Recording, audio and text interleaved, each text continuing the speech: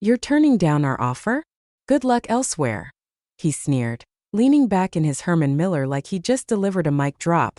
I was sitting across from him in Stratwell Industries' glass box of a conference room, the kind designed more for ego than acoustics. Sunlight glared off the polished table like it was trying to blind me. The recruiter, Trent or Brent, or some other disposable LinkedIn clone, grinned with the smug assurance of a man who thought power was measured in chair height and pocket squares. I had just listened to him describe a generous offer. $140,000 base, no equity, competitive benefits, and some nonsense about upward mobility if you prove yourself. Like I hadn't just architected the entire compliance backend that cut procurement latency by 47% at a $700 million logistics firm. Like I didn't already know the tools Stratwell used to do that job had my fingerprints on them, just laundered clean through shell firms and API wrappers. I smiled, closed my folder, and stood. Thanks for your time. He didn't offer his hand. Of course he didn't. That would have meant recognizing me as a peer. My hands were steady. My pulse was not. It hammered like a war drum under my skin, but I kept my steps slow, my posture even. Calm. Because I already knew something Trent didn't. I wasn't interviewing for a job. I was scouting the battlefield. Hey, quick pause, if you're even a little hooked by this story, tap that like button and hit subscribe. I know 97% of you watch without subscribing, but it seriously helps the team keep these wild stories coming. Now back to the chaos. I walked out of Stratwell's office with that same folder still in my hands. They'd even managed to misspell my name on the cover sheet twice. In all caps. Miranda Kinney. No D. No care. It was poetic, really. Outside, the air felt colder, sharper. I could still see Trent's smirk in my mind, like a stamp left on my cornea. I'd seen that expression before, on venture capitalists who laughed me out of rooms 6 years ago, before I launched Halvik Systems. On classmates at Wharton who assumed I was someone's assistant. On old bosses who called me kiddo while stealing my strategies. They always smirk. Until they can't. What Trent didn't know was that Halvik's, my company, held majority interest in a vendor pipeline Stratwell depended on. Through a clever maze of trusts and shell companies, of course. Nothing that'd light up on a surface-level audit. But it was there. Quiet. Patient. What Trent also didn't know. The junior recruiter who'd cold emailed me last month about Stratwell's urgent expansion needs had given me more than an invite to apply. She gave me a map. Every weakness. Every vacancy. Every vendor churn metric and internal churn risk, like breadcrumbs to the jugular. I didn't apply because I needed a job. I applied because I needed access. And now, I had it. Their org chart, their hiring habits, their leadership blind spots. I had the names of execs they were quietly pushing out. I had intel that, when triangulated with our investment arm's recent moves, meant one thing. We were moving in. And Trent? Trent had just kicked the Trojan horse through his own front door, offered it decaf, and smirked at it like he'd won. I didn't say a word to anyone on the elevator ride down. Just stood there, folder in hand, watching floors tick by. And when I stepped out into the street, I pulled out my phone and sent a single message to our general counsel. Make sure the integration paperwork is ready by Monday. I'm done playing dumb. 3 years ago, I erased myself. Not literally, of course, but online, professionally, anywhere it mattered. Miranda Kinney became M. Kinney, a ghost in the product trenches of a mid-tier automation startup.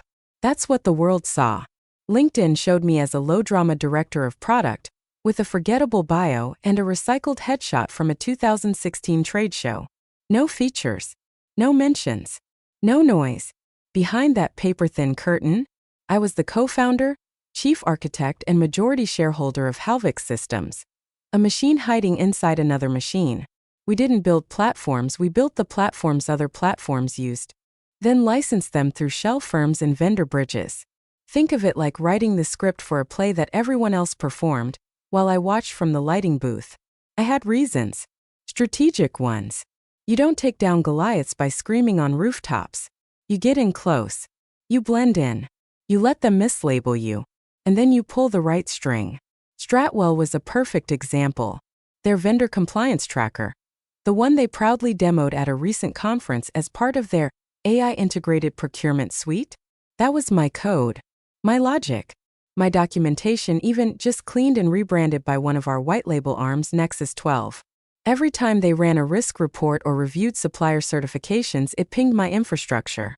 My servers. My world. They had no idea. And I liked it that way. When I first pitched the white label model to our board, they hesitated. No name recognition, they warned. No PR footprint, no press features, no keynote speaking slots. Exactly. I didn't want fame. I wanted leverage. That's how we got past the gatekeepers. While others begged for meetings with Stratwell's vendor acquisition team, I sold quietly to the firm Stratwell already trusted. We embedded ourselves in the arteries, compliance, logistics, onboarding, risk, and waited. In the meantime, I collected silence like currency. People like Trent, the recruiter, only respected what they could Google. Titles, job history, press blurbs, power suits. Not substance. Not consequence. And certainly not the quiet woman across the table who had built the very thing their supply chain relied on to avoid fines, lawsuits, and PR disasters. It was always fascinating to me how the most critical players are always invisible by design. We trust the bridge, not the rivets. The name, not the patent holder. That's what Stratwell had done. They bought a tool that worked and never once asked who engineered it. I did. Under aliases, under contracts reviewed by lawyers who owed me favors and NDAs thicker than textbooks. It's how I'd stayed safe. And it's how I'd stayed close. I knew their blind spots. Knew which modules they'd skip during onboarding, which reports they never looked at, and which AI recommendations they thought were coming from a proprietary internal engine, when really they were scraping logic from my predictive framework. Their CTO even bragged about it on LinkedIn once. Called it in-house innovation. I screenshotted the post and sent it to our dev Slack with the caption, "Look at our baby all grown up." They thought I was asleep. They thought I was outclassed. Truth was, I was watching, counting every keystroke they made inside my system. And now that Trent had dismissed me, that was the final green light. I opened a private terminal that night, connected to our ops dashboard, and watched Stratwell's weekly report generation hit the server. Timestamp: 8:14 p.m. They were still in there, still relying on my work, still oblivious to the fact that their entire compliance matrix was now in the hands of a woman they just called replaceable. I smiled and sent one text to my legal lead. They're all in. Let's proceed. The message came on a Wednesday at 2:11 p.m. Subject line: Exploring opportunities at Stratwell. The sender was a junior recruiter named Talia, probably 3 months into the job, and still convinced her cold emails were changing lives. I almost deleted it like I did with most blind outreach, but the name Stratwell caught my eye. I opened it and read every line. They were expanding rapidly, she wrote, pursuing transformational talent for leadership roles in procurement tech. She said she'd come across my profile and was deeply impressed by my track record. Though it was clear she was working off a script, the resume she referenced, scrubbed, sanitized, and 3 promotions behind. That was the point. Still, I responded. Cordial, humble, curious. We scheduled a first-round video interview. I wore a navy blouse and dropped every buzzword they wanted to hear. Agile pipeline evolution, cross-functional OKRs, blockchain-adjacent compliance logic. Talia nodded like she understood any of it. She didn't, but she liked my smile and the cadence of my voice, and that was enough to get me to round 2. Next came the VP of Tech Strategy, a man named Lewis who wore ambition like cologne and used phrases like synergy sprint without irony. He didn't ask real questions. He just waited for his turn to speak. I gave him exactly what he wanted. Mild deference, curated anecdotes, and just enough ignorance to seem unthreatening. He told me they were looking for leaders, not just executors. That they were investing heavily in human capital. That he saw great potential in me. I wanted to laugh. Instead, I nodded like I was honored. Behind the scenes, I forwarded the original recruiter email to our CEO at Halvix with a 2-line note. Target confirmed. Let me take this. His response came 30 seconds later. Yours. That was the game plan. Always had been. We never announced moves. We just made them. Quietly acquiring pieces of our competitors' supply lines, nesting into their infrastructure, replacing legacy tools with ours, until they depended on us and didn't even realize it. Stratwell was particularly ripe. Their vendor trust Vector Pathway Incorporated had just accepted our bid for a controlling share. Halvix's name would never show up on the paperwork. Only our shell arm Telora Systems appeared in the filings. Stratwell's legal team wouldn't even blink. But this outreach, this cold email, this was opportunity wrapped in arrogance. It meant they didn't see me coming. It meant they still believed they held the higher ground. They thought I was someone to evaluate, to test, to impress. So I played the part.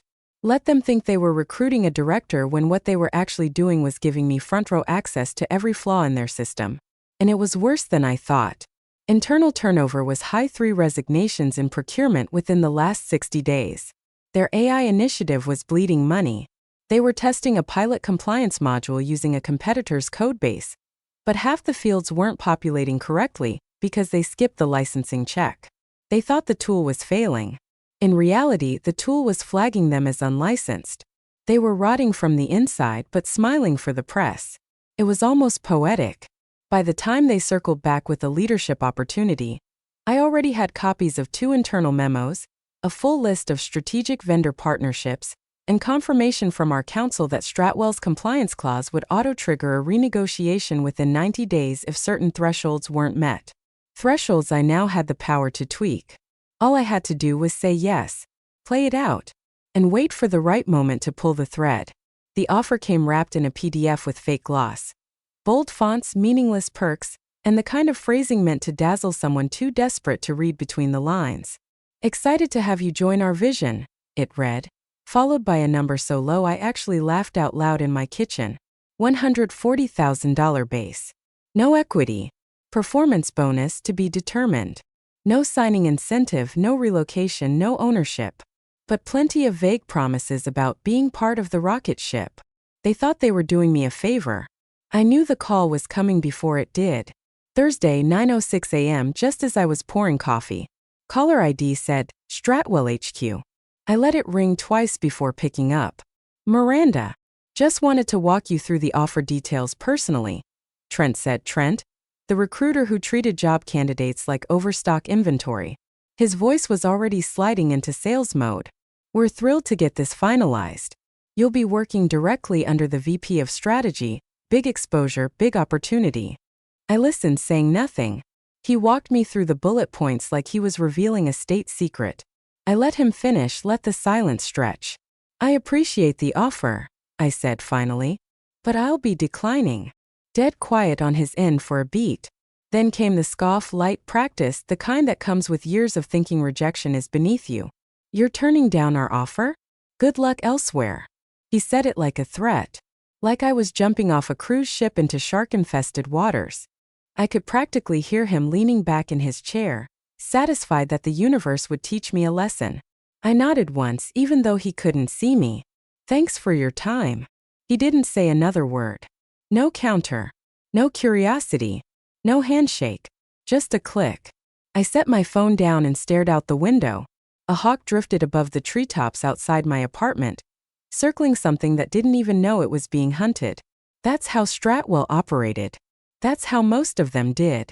Top-down egos convinced the view from their ivory tower was the whole battlefield. What Trent didn't know was that while he was busy measuring me by salary bands and title levels, I'd already moved 4 pieces into place. By the time his offer came through, our shell firm had finalized its stake in Vector Pathway, the very vendor Stratwell relied on to stay legally compliant in 7 states. They didn't even know Halvix owned Vector Pathway now. Not yet. They would. They'd know when the final integration meeting showed up on their CEO's calendar the following week. They'd know when the language in their licensing terms shifted subtly, giving us leverage in performance penalties and access enforcement. And they'd know too late when they saw my name again. Not on an application, not on a resume, but on the documents authorizing their internal audit, on the legal memos, on the stakeholder dashboard. They thought they were rejecting a candidate. They were handing the keys to someone who already owned the house. I took a slow breath. No gloating. No celebration. Just a quiet kind of satisfaction, the kind that comes when the storm is rolling in, and you know you built the levee yourself. I sent a message to legal. Phase 2 is green. Schedule the Monday meeting. Then I opened the PDF again, took a screenshot of the offer, and saved it in a folder labeled Assumptions. Friday started early, 6:48 a.m. The first message came from our general counsel. Finalized. Docs clean. Proceeding as planned. Short. Surgical. Just how I liked it. I thumbed the email closed and took a long sip of my coffee. Black, no cream. Bitterness matched the day. 3 years of groundwork, obscured under layers of NDAs, shell core, and strategic silence, had crystallized into one final asset transfer. Vector Pathway Incorporated, Stratwell's precious vendor trust, was now majority-owned by Halvix. Quietly, legally, irreversibly. We didn't trigger any alerts because there was no acquisition in the traditional sense. Just a shift in controlling interest through a series of microtransfers, each one boring enough to fly under Stratwell's radar. That's the thing about arrogance. It blinds you to threats you don't recognize. They'd been so busy inflating their own valuation for the board that no one had paused to ask who was underwriting their compliance infrastructure, or why performance terms had started shifting ever so slightly in recent months, or why 3 vendors quietly dropped them from their preferred network without explanation. We were already inside, but this made it official. The final signature needed was from Darren Cross, Stratwell's CEO, the same man who'd once bragged in a TechCrunch panel about cutting legacy bloat by offboarding what he called non-critical thinkers. I remembered the clip vividly. He was talking about women in product, smirking as he said it. All I needed now was for Darren to sign the final alignment papers. He wouldn't even realize what he was authorizing. The document was dry as toast, outlined updates to procurement reporting flows, vendor access credentials, a few upgraded security clauses, the kind of legalese a CEO rarely reads beyond the first paragraph. But buried in that language? Control. Control over the metadata they depended on, the authentication triggers, the risk models, every key signal they needed to stay compliant under new federal procurement regulations, signals that now routed through Halvix architecture. Signals I designed. I pulled up Stratwell's public calendar and picked a slot Monday at 11 a.m. Gave it the most corporate, forgettable title I could think of: Integration Planning Vendor Access Alignment. Attached the PDF. Added 3 of their mid-level ops people and their head of IT.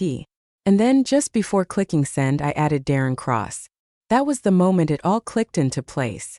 Years of being underestimated. Years of watching men like Darren and Trent climb by parroting strategy they barely understood. Years of building the rails while others took the credit for riding them. I thought about the recruiter Trent telling me good luck elsewhere. I thought about how small that phrase would feel when he saw my name again, not on an application, but in the header of the integration memo that would rewrite his job description. My inbox buzzed. An internal note from Halvix Finance. Projected revenue impact from Stratwell pipeline. Plus 42% over 18 months. Compliance lock-in confirmed. I stared at that line for a long second, not because of the number, because of the word confirmed. There would be no walking this back for them. Once Darren signed, they'd be bound. Legally. Technically. Strategically. I added one more line to the calendar invite notes. Please ensure access credentials are validated by 10:45 a.m. for smooth onboarding. Onboarding. Funny word when you're not the one being on board. When you're the one flipping the script. I hit send and sat back. In 2 business days, they'd walk into a meeting expecting a checklist. Instead, they'd meet their new reality. Written in my language. On my terms. Monday morning hit like the last 10 seconds before a chess clock slams. Cold air. Silent apartment. Phone face down on the counter while my laptop glowed open, the integration memo ready in its final form. All that was left now was the fallout. At 8:04 a.m. sharp, my phone buzzed. Unknown number. I stared at it for a second, half expecting a spam call, half hoping it was who I suspected. I answered without saying a word. Hi, this is Darren. Darren Cross, CEO at Stratwell. His voice was low, hesitant. Nothing like the performative bravado I remembered from that TechCrunch panel. I didn't respond. Just let the air sit heavy between us. I just heard you declined the offer last week, he continued. Listen, we'd really like you on board. In leadership. Not out in the market. There it was. They'd finally connected the dots. Or at least enough of them to realize they hadn't just lost a candidate, they'd potentially pissed off someone with real leverage. I still didn't say anything.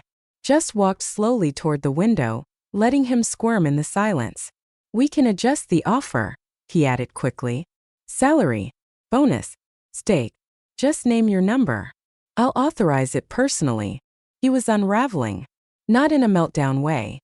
More like a man who'd woken up realizing the safe was already open and empty, and he couldn't figure out how or when it happened. I let the silence stretch a second longer, then said, "I appreciate the outreach, but that ship sailed." Another beat of dead air. Then I hung up. Not out of cruelty, out of clarity. There was no offer he could make now that would change what was already in motion. I didn't need a seat at his table. I was the table. 10 minutes later, my inbox pinged. Subject: about our conversation. Sender: Trent W. Talent Acquisition, Stratwell Industries. I didn't even need to open it to know the contents. But I did, because curiosity is a hard habit to kill. It was long. Overwritten. A soft apology wrapped in corporate pleasantries. He'd reconsidered the alignment of values and believed there's still a path forward.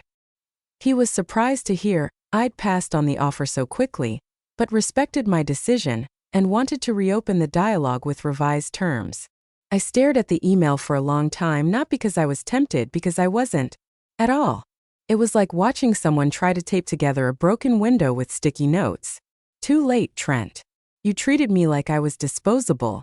You handed me a folder with my name spelled wrong, and a salary offer like it came from a clearance bin. You didn't even shake my hand. And now that your CEO is breathing into his morning coffee trying to clean up your arrogance, you want to pretend we're partners?"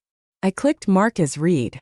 At 10:53 a.m., their CTO would enter the integration meeting, unaware that the consultant joining remotely wasn't some third-party process analyst, but the very woman whose signature now controlled their primary compliance vendor.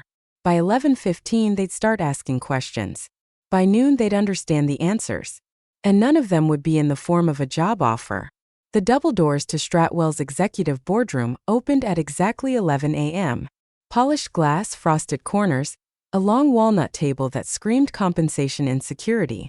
I stepped inside, heels soft on the carpet, holding a black leather folio in one hand and absolutely zero doubt in the other. 5 people sat at the table. Their head of ops, CTO, legal liaison, the product VP who'd once brushed me off in a virtual panel, and Darren, CEO, public face, private coward. His posture straightened as I entered, recognition stuttering across his face like a dropped transmission. "You're the applicant?" he asked, voice already thinning. I didn't smile. Just placed my folio on the table and flipped it open. Inside were 4 documents, signed, sealed, time-stamped. Halvik Systems now held controlling interest in Vector Pathway Incorporated, and Vector Pathway held the keys to every compliance, risk, and procurement trigger Stratwell depended on to operate in 9 states. I looked directly at him. "No," I said, sliding the documents forward. "I'm the one signing you." Darren didn't move, just blinked once. Slowly, the others started fidgeting, glancing around like someone had shouted "fire" in a language they didn't understand yet. One exec cleared his throat and asked, "I'm sorry, can someone clarify what this meeting is about?" I flipped the cover page of the integration memo. Effective immediately, all compliance triggers for Stratwell's supply-side certifications will route through the Halvik's framework. Any deviation from this flow will nullify your current indemnity clauses under federal procurement oversight. In short, our infrastructure is now your infrastructure. The room fell silent. I watched the legal liaison scan the document, eyes moving faster with each line. When he hit the embedded clause, Section 7.2c, his breath caught. This overrides their redundancy protocol," he muttered. "Correct," I said. "And since your internal systems are already hard-coded to the Vector Pathway API, any attempt to roll back would flag a compliance breach within 2 business days." Darren finally found his voice. This isn't what we agreed to." I raised a brow. "You signed the vendor trust expansion last quarter. We simply bought the trust." The CTO looked like someone had yanked the floor out from under him. We can't operate without this pipeline." I nodded. "Then don't try to." No one moved. I reached into my folio one last time and slid across a smaller envelope. Gold foil trim, nothing flashy. Just a card. On the inside, my name, my personal contact line, and one sentence. All of this could have been yours. I stood slowly, adjusted my blazer, and took one long look around the room. You could feel the shift in the air. The energy had flipped completely. Every person at that table now saw me differently. Not as the applicant they passed on. Not as a mistake. But as the storm they'd invited in and handed a tour badge. I turned to Darren, who still hadn't spoken. "This isn't revenge," I said calmly. "This is alignment. You just never stopped to ask who was building the system you depend on." And then I walked out, leaving the documents on the table like a fuse with no one brave enough to touch it. By Tuesday morning, the energy at Stratwell had shifted from boardroom tension to full-scale corporate triage. The silence in the hallways was louder than any announcement.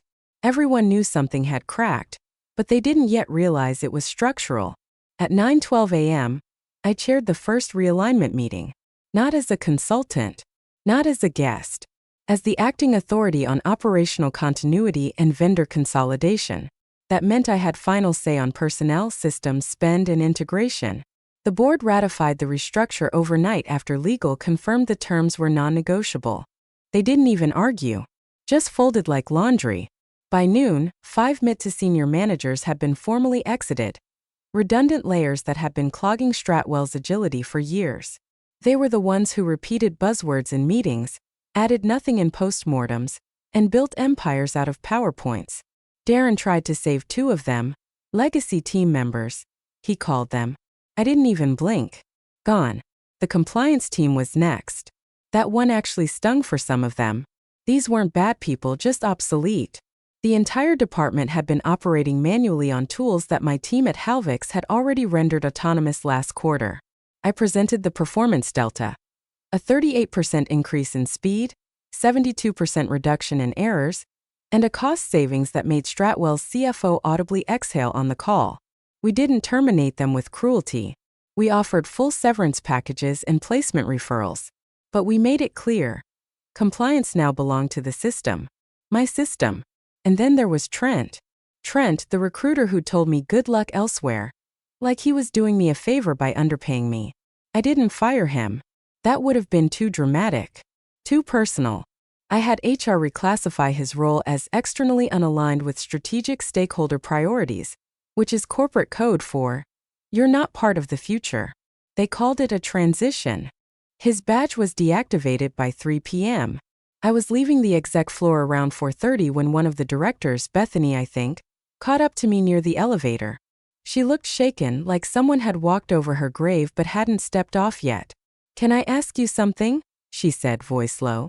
"Why didn't you just say who you were? From the beginning?" I paused, tilted my head slightly. "You didn't ask," I said softly. "You assumed." And it was true. They assumed I was junior. That I was bluffing. That I was lucky to be in the room.